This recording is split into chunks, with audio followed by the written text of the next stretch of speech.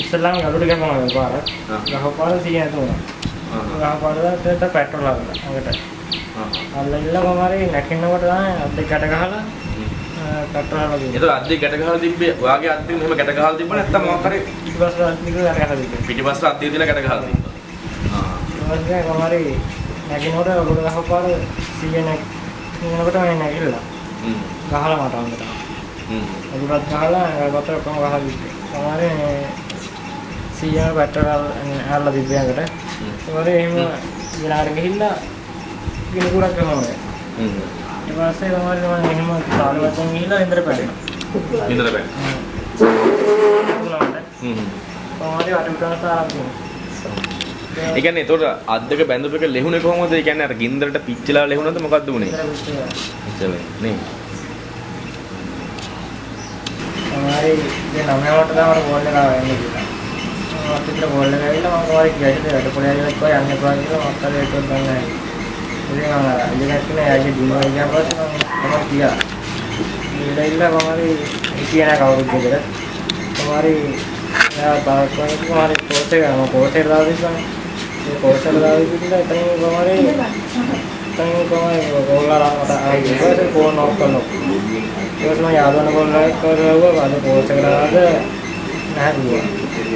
යාදුවේ නෑ අර උදාර කිලෙත් නෑ යාගෙන කෝල් ලව්වා කොහෙන් ආවා නැහැ දුවා තමයි ආයි කෝල් ගත්තා කෝල් නඩේ ගත්තා මම අවසාර අක්ක කෙනෙක් ඉන්න ඒක අක්කගේ දත්තේ නම් හිටියා අවසන් එක ඒක කෝල් එක කරා ආවේ කොහොමද මම ඉස්සෙල්ලා කිව්වට පස්සේ ඒකට ගිහිල්ලා මම මොකද්ද ප්‍රශ්නේ කියන්නේ මොකද නැහැ ගියා මම අර ජෝලෝ වීටේ ආපු ගාමනේ බිහිදුවා වාට ප්‍රශ්නේ කියන ප්‍රශ්න මොකද නැහැ කිව්වා. ඊට පස්සේ ආයි මම යන්නම් කියලා ආවට පස්සේ මම අක්කගෙදරට ගිහින් හිටියා.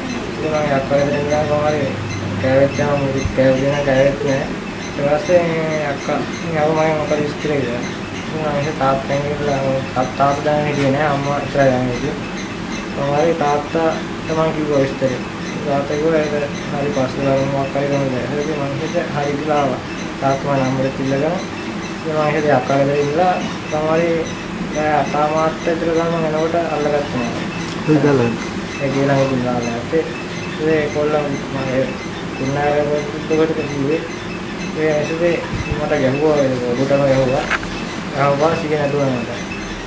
ඔලු පාර ගැහුවා සිගෙන ඇදුවා. ඊට පස්සේ එහෙම තමයි පෙට්‍රෝල් නැකිනකොට පෙට්‍රෝල් දාලා. නැකිටිද්දි පෙට්‍රල් හලලා ඇඟට. ඊට පස්සේ යනවා විනාඩි ගිහිල්ලා ඒ දිනේ ඊට පස්සේ එහෙම සාමාන්‍යයෙන් මම ඉඳලා ඉඳලා බලනවා. ඊට පස්සේ සීයනකොට නම් කවුරුත් නැහැ ඉස්පිතාලේ.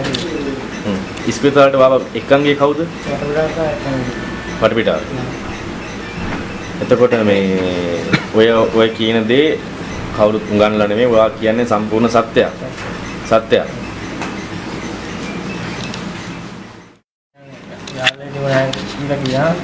දැන් ඔය පොලිස් වාර්තාවේ හරි ඔය ගොසිප් වල හරි තියෙන්නේ ඔයා එයාත් එක්ක කිසිම සම්බන්ධයක් තිබුණේ නැහැ. ඔයා එයාගේ පස්සෙන් යනවා. එයා කැමති නිසා ඔයා පෙට්‍රල් ෂෙඩ් එකට ගිහිල්ලා ඇවිල්ලා ගිනි තියාගත්ත තමයි යන්නේ නේ. දැන් ෆොටෝ වල තියෙන අනුන් බා මම අරන් ඉන්නවා. ඔය දෙන්න ගත්ත එකට ඡායාරූපම හරි තියෙනවද? තියෙනවා නේ. ඒක ඕනලා ඉදිරිපත් කරන්න පුළුවන් නේද? මුද සමාජයේ හිතන් ඉන්නේ ඔයා එහෙම දෙයක් වුණා කියලා. තේරුණාද? මම කොහොමද මේ ගෙදර වයනවා ඉතින් දන්නවා ගෙදර පවයනවා ඔය ෆොටෝ වල තියෙන මුම් බා ඔක්කොම අරන් දුන්නේ කෝසරෙන් නම් බා ඔක්කොම අරන් දුන්නා මම ඒක රූමල් නංගි වෙඩින් නැති පරතරම් වල කරන් දුන්නා මම ඒක බා දානවා තියෙන ඒක මම ගිහින් දෙනවා ඉතින් අනිත් කරේ මම ගෙදර ට්‍රිප් එකක් ගියා ට්‍රිප් එකෙන් ගියා පස්සේ මේ වුණේ මම කියන්නේ මං යනගත්තා කියලා. ඒක ගියා නෑ. ඉතාලි ගියානේ. ඒ ඩොක්ටර්ලා කිව්වා මේ දීලා කියලා. තාම සාධාරණ කිට්ටුවක් නැද්ද කියලා. ඒ කියන්නේ ડોක්ටර්ගෙන් ගන්න පුළුවන් වෛද්‍ය වාර්තාව ගන්න පුළුවන් මේ ඇත්ත සිද්ධිය මොකක්ද කියලා. පොලිසිය අධිය ලියුවා. ඒ කියන්නේ වා ඒ වෙලාවේ කඩුත්තර දුන්නේ 100කින් නෙවෙයි. අපි ගියා අයින්ටි දෙන්න මහරගම පොලිසියට ඉස්සෙල්ලා ගියේ. ඊට පස්සේ ගියා මිනිහානි පොලිසියට යන්න කියලා. මිනිහා කිව්වා බියගමට යන්න කියලා. බියගමින් කිව්වා මේක මෙයාම පුච්චගත්ත එකක්. ඔයගොල්ලන්ට ඒක එහෙම කරන්න බෑ. එයාම පුච්චගෙන එයාම දිහිනේ හැස කරගන්න ගියා. එහෙම කියලා. ඊට පස්සේ ආයිමත් අපිට එන්න කිව්වා. එන්න කිව්වම ආයි ගියා. ආයි ගියාම කිව්වා ආයි ඇන්ටි බාර් ගන්න උන්නේ නැහැ. අරම කියලා කිව්වා. ඊට පස්සේ අපි එතනින් සරවලා අපි ආවා. ඊට පස්සේ මොකද කරේ? ඊට පස්සේ ආයිමත් එන්න කිව්වා හොස්පිටල් එකේ මගේ කත් උත්තරය අරන් ගියා. ඊටස්ලා කිව්වේ මෙයා පුච්චරමයි කියලා. මොකද ડોක්ටර්ස්ලා? කිව්වම මෙයා පුච්චරම කියලා. අපිට බියගම හොස්පිටල් එකට ඉස්සෙල්ලා ගියේ. බියගම හොස්පිටල් එකේ කිව්වා මේ නිකන් අතාරින්න එපා. මේ ඔක්කොම මෙයා පුච්චලා තියෙන්නේ කියලා. මේ බොරුවට දැන් මෙයා කියන මෙයාගේ වයි කරලා මෙයා පුච්චගත්තා කියලා. එම් කියලා කිව්වා කියලා ඒ කට්ටියන ගිහින් බැස්සුවේ. ඊට පස්සේ ඒ ගමේ කට්ටිය. ඒ දීලා තියෙන්නේ පිටකෙනෙක් විදිහට. මෙයාව දීලා තියෙන්නේ. ඊට පස්සේ අපි ඉතින් එතනට ගියාම අපි කිව්වා දැන් යන්න බෑ. අපි දැන් දෙකයිනේ. අපි පස්සේ බහුවද යන්නම් කියලා. පොලිසියට ගියා. එතකොට පොලිසියදී අර ෆෝන් කොම කිසි දෙයක් තෙමිලා නැහැ. ලියුම් තෙමිලා නැහැ. ෆෝන් එක තෙමිලා නැහැ. එතකොට පර්ස් එක තෙමිලා නැහැ. ඒ ඔක්කොම මෙයාගෙන් අරගෙන මේ ළමයි අතට. අරගෙන තමයි මෙයා අර පුච්චලා මෙයාට අර කරගන්න දෙයක් නැතුව ලින්දර පැනලා තියෙන්නේ. ලින්දරුත් තරම් තියෙන අසලසි කට්ටිය තමයි අරන් තියෙන්නේ.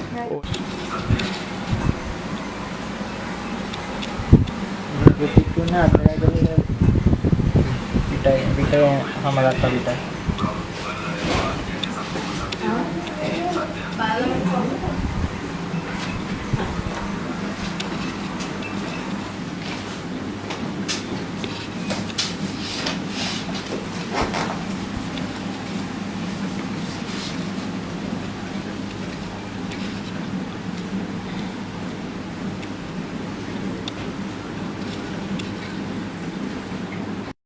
අයිබෝවන් ඔයගොල්ලෝ දන්නවා මේ වෙලාවේ මාත් එක්ක මම ළඟ ඉන්නේ කවුද කියලා. මොහු 5/12 මහරගම නාවින ස්ථානයේ පදිංචි 96.2 311 20 දරණ සම්දුතිවංක. මොහු ගැන මට අහන්න ලැබුණේ මගේ Facebook ගිණුමේ ඉන්න දිලානි උදයන්ගෙන කියන මගේ ෆෑන් කෙනෙක් මට කතා කරලා "අයියා අයියා මෙහෙම කෙනෙක් ඉන්නවා යාට හෙල්ප් කරන්න කැමතිද" කියලා. ඉතින් මම කල්පනා කරා මම තනියෙන් හෙල්ප් කරනට වඩා මට යම්කිසි පිටසක් ආදරය කරනවා ඒගොල්ලොත් එක්ක එකතු වෙලා මට දෙයක් ඔහු වෙනුවෙන් කරන්න පුළුවන් කියලා. ඉතින් මම රාත්‍රී 7:30ට පමණ මොහුගේ පින්තූර හැම දෙයක්ම මම මගේ Facebook ගිණුමේ දැම්මා. ඒක ගොඩක් කට්ටිය ෂෙයා කරා. ඉතින් ගොඩක් කට්ටිය කමෙන්ට් කරා. ගොඩක් කට්ටිය උදව් කරන්න ඉදිරිපත් වුණා. සහ අද උදේ වෙද්දී ඒක ගොඩක් ව්‍යාප්ත වෙලා නරක විදිහට ව්‍යාප්ත වෙලා තිබ්බා. ඒ කියන්නේ සමහර වගකිය යුතු මාධ්‍ය ජාල වලින් කියලා තිබ්බා මොහු ඇයත් එක්ක සම්බන්ධතාවයක් නැහැ. මොහු ඇයගේ පස්සෙන් ගියා. ඇය ඌව ගණන් ගත්තේ නැති නිසා මොහු ෂෙඩ් එකට ගිහිල්ලා පෙට්‍රල් බෝතලයක් අරන් ඇවිල්ලා මොහු ගිනි තියාගත්තා කියලා. ඉතින් ඇත්තටම සම්බන්ධතාවයක් තිබ්බේ නැහැ කියන්න බෑ. මොකද මේ තියෙන්නේ ඇය විසින් මෙයාට දුන්න හැම කියන්නේ මෙතන පොඩ්ඩයි තියෙන්නේ. මේ තියෙන්නේ එයාට දුන්න ලියුම්. මේ දිනත් එක්කම තියෙනවා 2014 2/1 මෙයාගේ අත්තකුරු ඒතර හැම දෙයක්ම දැන් බොරුවක් කියලා කියනවනම් ඒ අදාළ කට්ටිය මම චෙක් කරන්න පුළුවන්. මේ 2015 ඉස්සෙල්ලක 2014 මේ තියෙන්නේ මෙයාගේ බර්ත්ඩේ එක වෙනුවෙන් ඇය දුන්න සුදු නංගි විසින් දුලංචලි නංගි සුදු අයියා වෙත සමිඳු අයියා. ඉතින් එහෙම කියලාත් ඔයගලන්ට පිළිගන්න අමාරුයි නම් මම ඔප්පු කරන්නම් තවත්. මොකද මේ ටික ඇත්තටම මහන්සියෙන් අමාරුවෙන් හොයාගත්තේ. මේ තියෙන්නේ මේ මොහු ඇයත් සමග ඒ එෆ්ఐ තීද්දි ගත්ත ෆොටෝස්. මේ තියෙන්නේ. ඉතින් මේ මම දන්නේ නැහැ වගකිය යුතු මාධ්‍ය ආයතන එවැනි දෙයක් කිව්වේ ඇයි කියන්නේ. මම මෙතනට ආවේ හරි වැරද්ද කතා කරන්නවත් නීතිය කතා කරන්නවත් නෙමෙයි. මම ආවේ මනුස්සත් එක්ක කතා කරන්න. මොකද මනුස්සත් එක්ක කතා කරන්න මට අයිතිය අනිවාර්යෙන් තියෙනවා. ඉතින් මම කියන්නම් මෙයාගේ දුරකථන අංක 075යි 59යි 37යි 805 075යි 59යි 37යි 805 තිවංක. තිවංකගේ නැන්දගේ නම්බර එක දෙන්නම්. මොකද තිවංකගේ අම්මයි තාත්තයි දෙන්නම නැහැ. 075යි 77යි 50යි 116 075යි 77යි 50යි 116. ලංකාවේ නොවන ගොඩක් කට්ටිය මට මේ වෙලාවේ කතා කරා. ඇත්තටම මට මාර සතුටුයි. ගොඩක් කට්ටිය කතා කරා. මම ඒගොල්ලන්ටත් කියන්නම් මෙයා වෙනුවෙන් මෙයාගේම account එකට සල්ලි දාන්න. සම්පත් බැංකුව 10යි 92යි 57යි 12යි 77යි 0.4 10යි 92යි 57යි 12යි 77යි 0.4 මම ඔයාලට ආරාධනා කරනවා මේ 24 වෙනිදා කියන්නේ මේ ඉරිදා මහරගම යූත් එක ඉස්සරහට එන්න මමත් එනවා මට ආදරය කරන ඔයගොල්ලොත් එන්න මෙයා වෙනුවෙන් මෙයාට ආදරය කරන ඔයාලා හැමෝම අනිවාර්යෙන් එන්න මේ අවට ඉන්න හැමෝම එන්න දුර වුණත් කමක් නැහැ මනුස්සත්ව වෙනුවෙන් එක දවසක් කැප කරන්න පුළුවන් නම් අනිවාර්යෙන් එන්න ඒකයි අපේ දවසක අනිවාර්යෙන් තියෙන්නේ ඔයාලා අරන් එන දේවල් මුදල් තමයි ගොඩක්ම අවශ්‍යතාවය තියෙන්නේ. මෙයාට මේ දේවල් සුව කරගන්න. ඉතින් මුදල් අරන් ඇවිල්ලා අපි හැමෝම ඇවිල්ලා මෙයාගේ අතටම මෙහෙම කළා දෙමු. මොකද ඒක තමයි ඕගොල්ලොත් මෙයාත් මමත් ලබන එකම සතුට සහ සැනසීම.